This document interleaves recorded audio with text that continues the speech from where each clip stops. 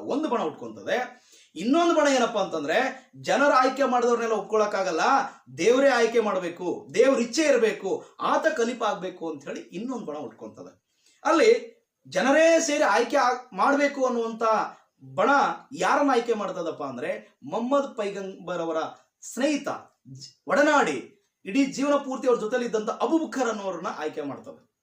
ಆದ್ರೆ ಇಲ್ಲಿ ಇನ್ನೊಂದು ಗುಂಪು ಇರ್ತದ, ದೇವರ ಒಂದು ಇಚ್ಛೆಯ ಮೇರೆಗೆ ಆಯ್ಕೆ ಮಾಡ್ಬೇಕನ್ನೋ ಒಂದು ಗುಂಪು ಇರ್ತದಲ್ಲ, ಅವರು ಮೊಹಮ್ಮದ್ ಪೈಗಂಬರ್ ಅವರ ಅಳಿಯ ಮತ್ತು ಚಿಕ್ಕಪ್ಪನ ಮಗ ಆದಂತ ಅಲಿ ಅವರನ್ನ ಆಯ್ಕೆ ಮಾಡ್ತದೆ. ಆದ್ರೆ ಕೊನೆಗೆ ಏನಾಗ್ತದ ಅಂತಂದ್ರೆ, ಮೊದಲನೇ ಗುಂಪೇ ಜಯಿಸ್ತದ.